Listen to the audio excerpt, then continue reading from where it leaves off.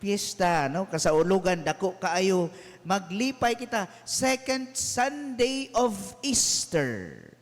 Mga igsoon, ano na usa ka istorya, no?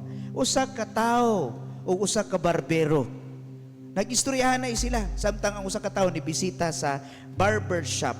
Unya, kining barbero niingon siya, bay, wala gyud siguro'y Ginoo, no? Ingon ang usa ka tawo, ngano man? Insakbay kung naa pa untay Ginoo, wala untay kalisdanan sa kalibutan. Wala untay mga naglisod-lisod. Nganong daghan man kaay nagkalisod karon, nganong mong gubot ang kalibutan.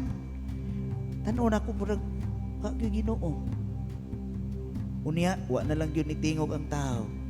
Naghilom siya para walay samok. Sige, ragyapon sa padayon. Wa gyud Ginoo bay. Lisuda na kaay sa kalibutan ron, pait kaayo. Murag wa gyud. Di ko motuog na Ginoo.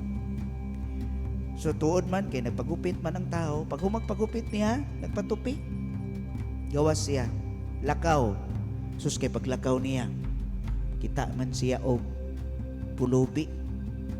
Kita man siya og sanang makililimos sa daan. Bulingot. Pantaas kaayog buhok. Hala. Kung sa iyang gibuhat, iyang giduol o iyang gihulman dali. Kuyog sa arguta, iyang gidaha sa barberuhan dito sa iyang gigikanan. Ingon siya, "Diay, wa say barbero." So, uy, ano ko taong way barbero kapag uragay na akong nagupit nimo? Ha? Siguro wala lang yun na sila moduol nako. Minsa exactly. Sakto ka. Kay ang mga tao wala man miduol sa Ginoo, mauna naay kalisdanan diha sa kalibutan. So kung kita di ay moduol sa Ginoo, di ta magka-problema mga igsuon. Kabahin ka na, yes, wala man pasabot nga wa kita. In fact, dunay kalisdanan sa kalibutan, pero kung dunay Ginoo sa atong kasing-kasing, puno ta sa paglaom og giniyahan kita sa Espiritu Santo that we will not easily give up on lives. Mga mga igsuon, nindot kayo ang atong kasaulugan karon, no? Kining divine mercy, Dios nung kaluoy, walay makatupong ana mga kaigsuonan. Bisan na ay kalisod sa kinabuhi. Usa ka pari niingon, nagsaulog siya sa iyahang 50 years anniversary, sacerdotal anniversary. So golden. Ipangutana siya, nag-gather naman sila, no? Dako kay kasaulugan sa pari kay golden sacerdotal anniversary sa pagkapari. Dagan kaayog ni admire niya mga batanong pari, mga seminarista. Gipangutana siya, "Father, wow, congratulations. How to be you?" Saon ko no, unsay sikreto nga makaabot sa 50 ka tuig sa pagkapari? Og niingon siya, "Kabalo mo, unsay sikreto? Paminaw. Upat lang gyud kabutang. Maoy puy-an diha sa pagkapari. Tungod kay duna ko'y upat nga gitipigan.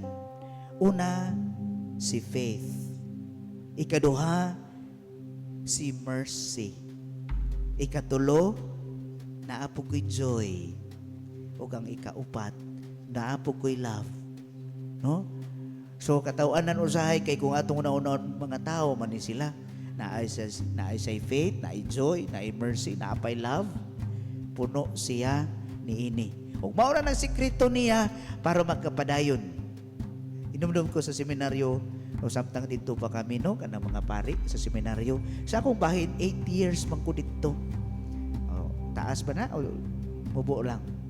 Ang uban 12 years. Depende ko na ano sa ka magsugod. Sulod sa seminaryo mga kaigsuunan, lisod kaayo. Kinahanglan balanse. Doon na kay faith, doon na kay mercy, doon na kay joy, Do na kay love. Kay kung makita ka sa usa ka formator dito, uy kani si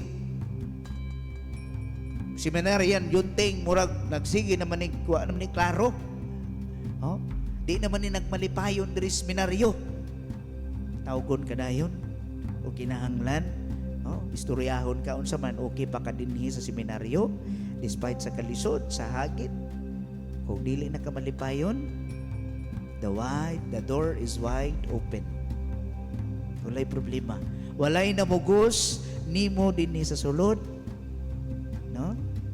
So mao na nga kinahanglan mangayo gyud ta sa grasya sa Dios. Mga kaigsunan sa atong ebanghelyo, unsay nahisgutan? Kinsay starring diri? Si Tomas. Nga man, si Tomas maoy usa sa mga napulog duha ka mga tinun-an absent sa ilang grupo. Ngano na absent man siya? Nganong 11 na lang man sila? Diya human sa pagkamatay ni Kristo, kabanhaw. Kay si Tomas, maguna-una bitaw kung ano bitong nawa si Tomas. Gitawag man ni sa mga igsuon nga the doubting Thomas. Kay ngano nagduha-duha siya. Pareha ninyo ba usahay magduha-duha? Sa gugma o kaluoy sa Dios. Pareho nato nga usay wa mangyud ubot lang Ginoo. Oy, wa magyapon kudong ka Ginoo. Oy, ano man ni? Mura ba si Tomas nga matay ng Ginoo, lakaw ko wa gid ay klaro ang giingon. So nitunga si Kristo dito sa upper room, pagpakita niyon siya unsa tiyang giingon. Ang kalinaw manaa kaninyo. Kapila gibalik-balik diri sa atong ebanghelyo upat. Kaya nga naman, katulo. Sa una, kaya nga naman, gusto sa atong Ginoo, makabaton kitag kalinaw. Kaya nga naman, after sa iyang kamatayon, ang nahitabo sa mga tinunan mga igsoon nga hadlok. So, iyahang gibalikan kay nasayod gyud sa unsay bisan mga apostoles ni sila ha. Dunay kahadlok. Pero si Tomas minawa gyud ni simang gyud nga ni tiwalag na lang ko ninyo wa gyud klaro ni atong kausa. Pero pagbalik ni Kristo ang kalinaw mana kaninyo gibalik pa gyud niya. Unya niingon siya mihuyop siya. Mainyo ang Espiritu Santo. Wow. Kasa man na katong gisaulog image man gyud na sa divine mercy no. Makita na nato ang simbolo. Duha ka rays, puti ug puwa. Unsay significance ana? Nasayod man gyud kita. Kamo mga deboto sa divine mercy. Tubig ug dugo. Unsa pa gyud mas lawom nga significance ini? Tubig, sakramento sa bunyag. Dugo, sakramento, Eucharistia. These are the sacraments of initiation. Uban ang confirmation nga gihisgutan sa ato ebanghelyo. Unsa man ni? Bunyag, Eucharistia, confirmation. These are very core initiation diha sa ato ang pagkakristohanon. Nagsugod sa bunyag. Nakadawat kita sa kalinaw ni Kristo, kahayag ni Kristo, gihugasan kita sa mga sala nga panulundon ug namatay kita uban ni Kristo, mabanhaw kita uban ni Kristo. Mao nay bunyag. Nya kung sa bunyag man lagi kasagaran, ang excited mo kaayo kay ang giandam sa mga kadaghanan, puros man preparation ug ang mga nindot nga mga sinina. Nya kung pangutan-o na diri sa bunyag di man manubag. Ultimo mag-apong amahan na mo di man maningong. Kaanugod kayo mga kaigsuonan no? Sa Eucharistia, no? Dili tanan attentive, dili tanan pero anugon. Pero mga kaigsuonan mo nagiingon nato nga gihatag na sa atong Ginoo. Gibilinan na kita diha sa confirmation kay nung dumo sa giingon sa obispo. Mausab na sa atong ebanghelyo. Ibilin kanimo ang Espiritu Santo. So meaning to say, naa nato ang Espiritu Santo. Nagpuyo ka nato. Ano na usa ka istorya mga kaigsuonan? Usa ka madre sa ilang school, doon na siya principal, ang ilang eskwelahan alang sa mga elementarya ug mga preschool. Ingon siya sa usa ka principal, kini yung mga bata na bahin ni sa duha, the huggers and the hiders. Kaning mga huggers, ingon siya, mahibaw-an na nimo. In fact, sa matag, ang principal mo, bisita siya sa mga bata during lunchtime. So dito, during pangaon, mutanaw siya kung kinsa ni mga huggers and hiders. Ang mga huggers, sa pagkakita pa lang nila nga nagpadulong ang ilang principal, mag-inambakay sa kalipay, managan og muduol og muhalog sa ilang principal, the huggers. Unya, tungod kay nangaon man, nagkamuritsing ang mga kamot sa mga peanut butter, sa mga sudan, sa mga unsa na mga pizza, mga kamatis. Paghag ngadto sa principal, nagkamuritsing ang iyang mga sanina, iyang suot. These are the huggers. Ang mga hiders, pag makadungog ganaan ang principal, manago, mahadlok. Kay nga naman, unsa man ang tanawon ani, kay doon na may nabuhat mga sala. Siguro nangaway sa classmate, siguro nangilog sa duwaan, siguro nakasulti og di mao, nya mahadlok na. Ingon ang principal, mga hiders, duol kamo kanako, kay diha ako dili haron mubunal og mga saba kaninyo, kun dili ati manon ko kamo. Puno sa ako ang pagsabot, kalugoy ug gugma.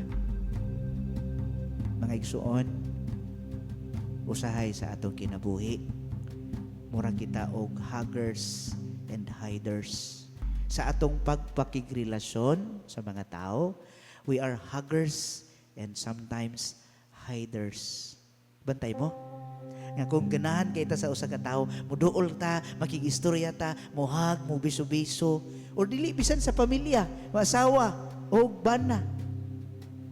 Nahibawan man na, no? Kung maayo kayo tagbuot, maayong relasyon, kanunay makita ang ato ang nindot nga gawi. Pero kung nakasala, kung dunay mga butang nga dili maayong nahitabo, we are hiders. Ug sama usab na sa atong pagpakigrelasyon sa Ginoo. Sometimes we are huggers of God, and sometimes we are hiders. Nagtago ta tungod sa atong dakong mga sala na nabuhat kaniya. O di baka wala na tay nawong nga ikaatubang kaniya. Kana mo na madul, Father, makumpisal nagyud ko kay bugat, nagyud kaayo. Murag di nagyud mada. Mauwaw nagyud ko sa Ginoo. Mao na mga igsoon atong bantayan nining Domingo sa Dios nung kaluoy. Bisan pag unsa ang ato mga sala, unsa kadako, mas hilabihan kadako ang gugma ug kaluoy sa atong Dios. Kanunay ra siyang nagpaabot kanato. O ginaot unta mga igsuon atong masinati ang Dios nung kaluoy sa matag usa kanato. Dili lang karong adlaw ang gisaulog nato kining Divine Mercy Sunday, kundi sa tanang kinabuhi nga atong masinati o ma-encounter.